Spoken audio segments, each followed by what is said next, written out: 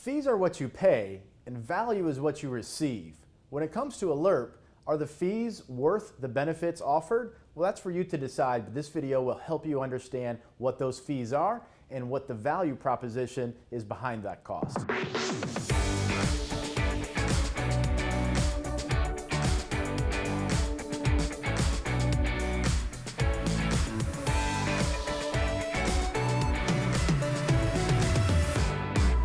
Hi, I'm Troy Sharpe, CEO of Carves Financial Group, certified financial planner professional, and host of the Retirement Income Show. About 8 or 9 years ago, I had a client come to me and he said, Troy, I want to invest in one of these LERPs. Well, at the time, I wasn't a big fan of these because of the expenses up front that come out of the cash value in support of the life insurance. He said, Troy, I've been doing the research. I want to do this. I'm either going to do it with you or without you. So after a little bit more conversing about the pros and cons of this, he said, Troy, look, I really want you to help guide me through this as time goes on because it's a long-term strategy and I'm going to do it one way or the other. So I agreed to help him, and we're going to go through a case study today of what has transpired over the past 8 or 9 years, while also teaching you some of the things you need to be aware of if you're going to determine if this LERP strategy is appropriate for you in your particular situation. Of course, you always want to talk to a fiduciary who's going to help you understand how these work, the things that you maybe don't understand from a language standpoint, because it can be a different language, life insurance, but also how things fit into your overall financial picture. And a fiduciary, a financial investment advisor, is one of the best people to help you figure this out, but they also have to be licensed in the insurance industry to help you execute and monitor the strategy moving forward. So, client was a 52-year-old male. He had an extra $100,000 to invest. He was very healthy. He did want to secure a death benefit, but he also wanted long-term care protection. We uncovered this in the initial fact-finding discovery phase. This was something very important to him. He wanted his funds protected from lawsuits. So he had a liability policy, but for many people who have accumulated a significant amount of wealth, $1 million liability policy, or often a $2 or $3 million liability policy, isn't enough. If something were to happen and you get sued, you could be sued for far more than that. So whatever he invested in, he did value the fact that this investment would protect him from lawsuits and provide creditor protection. He wanted no market risk. This was the real big one for me that made it very clear that whatever he did with this money, he did not want it in stocks. He did not want it in bonds. He did not want to see the value fluctuate because the market went down. So these were his objectives, what he wanted to see accomplished, and at the same time, who he was. He was very healthy. He was a 52-year-old male. He wanted no market risk, so he wasn't an aggressive investor. So it's extremely important when we structure these policies that they get structured properly. A long time ago, before the government really regulated the structure of these policies, investors would throw millions and millions of dollars into them because of the tax-free nature of life insurance. It would grow tax-free, they could take it all out tax-free, the death benefit was tax-free. They were essentially a tool to escape taxes. The IRS came in and said, okay, if you're going to use life insurance, it needs to be structured as life insurance. So they created what's called Section 7702 of the Internal Revenue Code. And this section of the code is what determines if life insurance is actually life insurance or if it's an investment. And if it's an investment, then it gets taxed as ordinary income. So you have to structure it where money is paid in over a series of years. Otherwise, it's determined to be what's called a modified endowment contract. When you make a payment over a certain number of years, you must have a death benefit that is at a certain level. The key to structuring these is to get the most amount of money inside the policy as quickly as possible without violating Section 7702 of the Internal Revenue Code, while also having a minimum death benefit. You want this designed as a maximum cash value accumulation play with a minimum death benefit allowed by the IRS. Now, we are buying life insurance. There are expenses, and this is why I was not a big fan of the LERP initially until I actually seen it play out over the course of several years. So to give you an idea here, the first $100,000 that he put in, he had a death benefit starting out day one of about $1.8 million. tax-free death benefit. If he gets hit by a bus, if he passes away for any reason, he put $100,000 in, his family was going to get $1.8 million tax-free. Now this $1.8 million, a significant portion of it was also available to him if he should become disabled or need long-term care protection, so that was an attractive feature to him as well. Now, because of the expenses, we are buying life insurance, his cash value, year one, was about $80,000. So the difference between what he put in and the cash value, those are the expenses that came out of the policy. This is why I wasn't a big fan of these. I'm a big fan of the stock market. Let's put this money in the market. It can grow long term to become a lot more. But looking at these two compared to one another, the stock market investment, it would be taxed every single year. You could lose a significant amount of money. You also pay fees in the stock market account.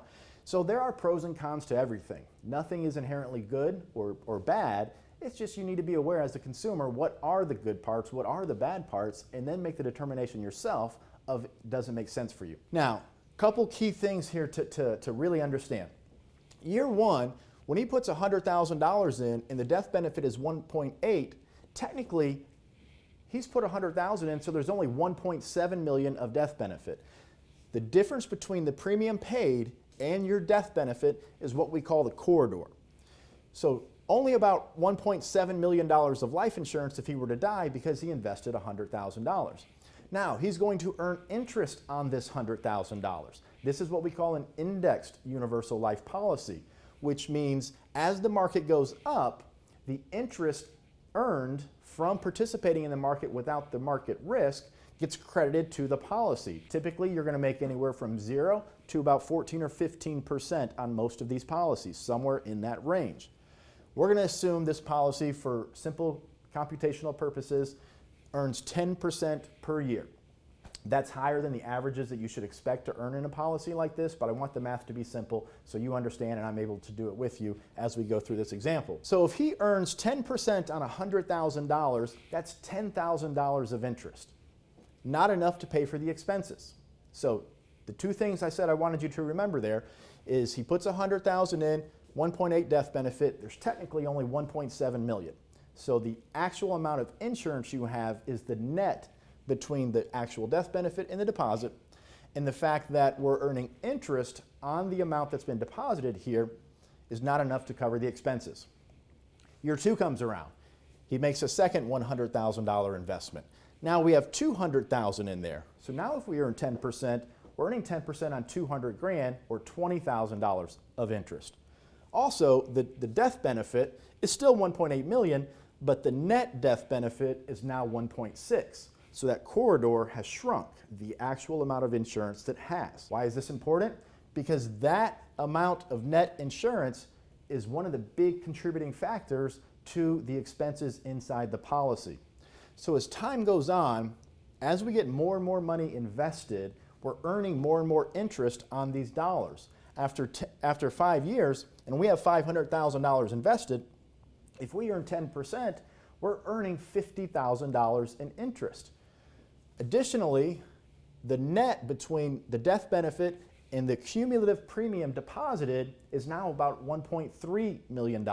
So the corridor has shrunk further. You have less insurance, therefore less cost of insurance. The expenses are reduced because of that. So those two factors, the increasing cash value, which leads to the potential to earn more interest because you can earn more interest on $500,000 than $100,000, and the fact that the corridor is shrinking as more and more money gets deposited is why I say these things are like buying a home. You have to build equity in them over time.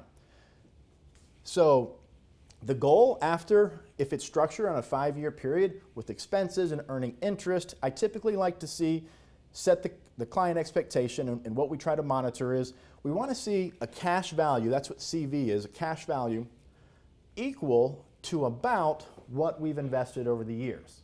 That's a decent goal to have. It might be a little bit less, it might be a little bit more, but it's like we're building equity in the LIRP. Now, after the 5-year investment period, this client had about $500,000. He did reach his cash value. He had a little bit more in his cash value than what he had deposited after a 5-year period. So if we compare that to the stock market, okay, he could have invested $500 in the stock market And at the end of 5 years, he could have had 600, 700, 800. He could have had a lot more money.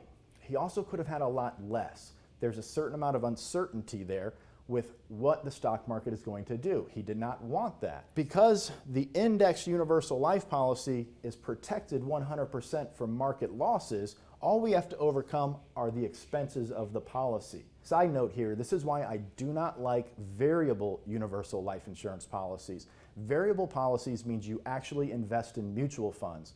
You do not want to be in a position to where you have to overcome market losses and insurance company expenses.